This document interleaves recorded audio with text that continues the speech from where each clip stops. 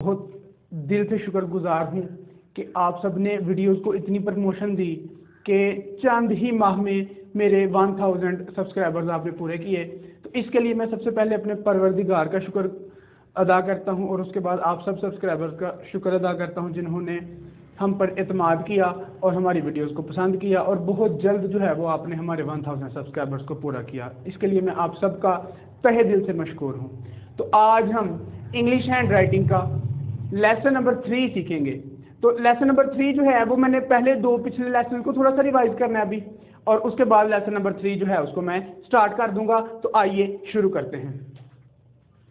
हमने straight hand writing शुरू की थी और उसके अंदर हमने कहा था कि 1 और 0, ये मैं पहला लेसन बता रहा हूँ। हमने कहा था कि एक सीधी लाइन और एक सर्कल ठीक हो जाए तो सारी लिखाई ठीक हो जाती है, और ये मैंने प्रूफ भी किया था। इसके लिए आप इंग्लिश हैंड राइटिंग का लेसन नंबर 1 देख सकते हैं, उसमें मैंने 1 और 0 से ही सारी शेप्स बनाई थी। एक दफ़ा फिर से हम रिवाइज कर लेते हैं।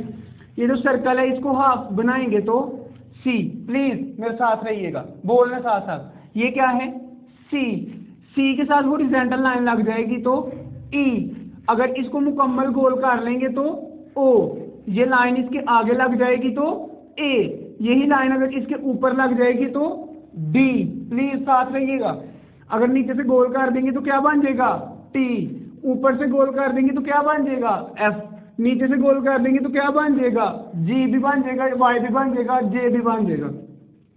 अगर यहाँ से ही ऊपर ले जाएंगे तो क्यू बन जाएगा, यहाँ से ही आपका के बन जाएगा और एल भी बन जाएगा, यहाँ पे ही आपका बी बन जाएगा और यहाँ से ही आपका पी भी बन जाएगा, यहाँ से ही बेटा जी एच भी बन जाएगा, यहाँ से ही एन भी बन जाएगा, यहाँ से ही एम भी बन जाएगा, यहाँ से ही एस बन जाएगा, यहाँ से वी बन जाएगा, यहाँ से ही डब्ल्यू बन जाएगा, यहाँ से ही एक्स बन जाएगा, यहाँ से ही वाई बन जाएगा और यहाँ से ही जी बन जाएगा। तो सारे के सारे जो हरूफ तहज्जी हैं वो सिर्फ दो चीज़ें आपने ठीक करनी है कि एक सर्कल वो बॉल की तरह का गोल हो और दूसरी वर्टिकल लाइन, सीधी लाइन, स्ट्रेट लाइन वो 90 डिग्री पे बनाएंगे। तो जस्ट ये दो चीज़ें ठीक कर लें तो हमारी लिखाई में बेहतरी आ जाती है। आज हम लेसन नंबर 3 स्टार्ट करेंगे और इसके अंदर आज हम एक सेंटेंस लिखना सीखेंगे। एक मशहूर और मारूफ जुमला जो कि आप बहुत दफ़ा लिखते हैं उसको आज हम प्रैक्टिस करते हैं। आए शुरू करते हैं।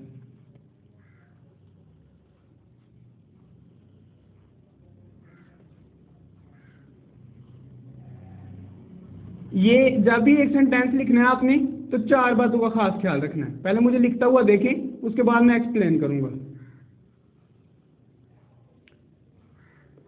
जब भी एक आपने सेंटेंस लिखना है तो आपने 4 बातों का खास ख्याल रखना है।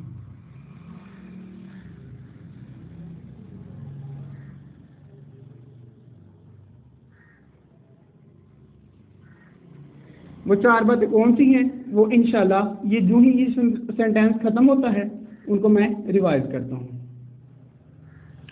और ये लिखते लिखते ही आपसे एक मज़ाहिया बात भी शेयर करता हूँ कि मैं चूँकि एक देहाती आदमी हूँ और हमारी उर्दू जो है यानी हम नारवल शकरगढ़ साइड से जो लोग हैं हमारी उर्दू जो है वो बिल्कुल पंजाबी की तरह की होती है। तो बाज़ दोस्त जो हैं इस पर कमेंट करते हैं कि सर आपका उर्दू जो है ये तो पंजाबी नुमा है। तो बेटा मुझे इस पर फ़ख्र है क्योंकि मैं पंजाबी हूँ। मैं वो नहीं हूँ कि मैं पढ़ा बरतानिया से हूँ और मैं कोशिश करूँ उर्दू ठोकने की और उसके बाद मैं क्या कहूँ कि जब बारिश आता है तो पानी आता है, जब ज़्यादा बारिश आता है तो ज़्यादा पानी आता है। तो वो 50-50 बनने से अच्छा है कि अल्हम्दुलिल्लाह जैसी हमारी लैंग्वेज है, जैसी हमारी मदर टंग है, जैसा हमारा कल्चर है हमने उसको अडॉप्ट किया हुआ है। तो इससे कोई फ़र्क नहीं पड़ता बेटा कि मैं इंग्लिश में बोल रहा हूँ, उर्दू में बोल रहा हूँ, अरबी, हिंदी, सिंधी, फारसी, पश्तो, बलोची, बरोहवी, सराइकी, कौन सी जुबान है, इससे फ़र्क नहीं पड़ता। फ़र्क इससे पड़ता है कि जो मैं कहना चाह रहा हूँ क्या मैं वो समझा पा रहा हूँ। इफ़ इट ईद करने वालों ने, नाकिदीन ने, हासिदीन ने वो तो तंज करेंगे, वो तो मजाक करेंगे, वो तो खामियां ढूंढेंगे, वो तो आटे में बैठी हुई मक्खियों को तलाश करेंगे, लेकिन हम तो वो लोग नहीं हैं, हम तो खूबियाँ ढूंढने वाले हैं। तो काइंडली ये एक रवैया हमारा अमूमी बन जाता है कि ये तो पंजाबी की तरह की उर्दू बोल रहा है, तो क्या फ़र्क पड़ता है भाई। अगर मैं अपनी बात समझा पा रहा हूँ then it's very fine to speak Punjabi. तो कोई फ़र्क नहीं पड़ता बेटा जी इससे। ये हमने अपने माइंड के अंदर अंग्रेज़ों की गुलामी में रहे हैं तो हमें यही लगता है जो इंग्लिश स्पीक करे वो बहुत अच्छा है। Students I can also speak in English. तो ये जब भी आपने सेंटेंस लिखना है तो आपने कितनी बातों का ख्याल रखना है? 4 बातों का। Whenever you are writing a paragraph or you are writing a sentence in English, you have to remember 4 things. Number 1, a straight line. Number 1, a straight line. Kindly revise with me. Number 1, a straight line, a vertical line. All the lines in the straight handwriting will be at the angle of 90 degree. So all the straight lines must be vertical at the angle of 90 degree. इन सारी सीधी लाइनों को बिल्कुल सीधा बनाएंगे, 90 degree के ऊपर लिखेंगे। ये पहली बात है, your vertical lines must be vertical. Second point, all the circles in your hand writing must be round. सारे के सारे दायरे गोल होने चाहिए, just like a ball, just like a football. जिस तरह से एक फुटबॉल गोल होता है, आपने पूरी कोशिश करनी है कि आपके दायरे भी उसी ही की तरह जो है वो गोल हो, अंडे की तरह के ना हो, बैज भी ना हो, इलिप्टिकल ना हो। किसकी तरह के होंगे सर्कल? बॉल की तरह के होंगे, गोल होंगे। तो number 1 straight line, number 2 circle, number 3 balance. Point number 3 क्या है? बैलेंस। बैलेंस क्या होता है कि जो हरूफ दरमियान वाली 2 लाइन वाले होते हैं, जिनको ग्रास लेटर्स कहते हैं, उनका साइज आपस में इक्वल हो। जो अपर 3 लाइंस में आते हैं उनका साइज इक्वल हो, जो लोअर 3 लाइंस में आते हैं उनका साइज इक्वल हो। यानी स्काई लेटर्स का साइज स्काई लेटर्स के बराबर हो, ग्रास लेटर्स का साइज ग्रास लेटर्स के बराबर हो, और रूट लेटर्स का जो साइज है वो रूट लेटर्स के बराबर हो। इसे कहते हैं बैलेंस। तो अभी तक मैंने 3 पॉइंट्स बताए हैं। क्या आपको याद है पहला कौन सा था? जी, पहला straight line, number 2 circle, number 3 balance, number 4 space. Number 4 most important space, कि स्पेस कितनी छोड़नी है, कब छोड़नी है, कैसे छोड़नी है। तो आइए शुरू करते हैं। बेटा जी, स्पेस 2 किस्म की होती है। There are 2 types of spaces.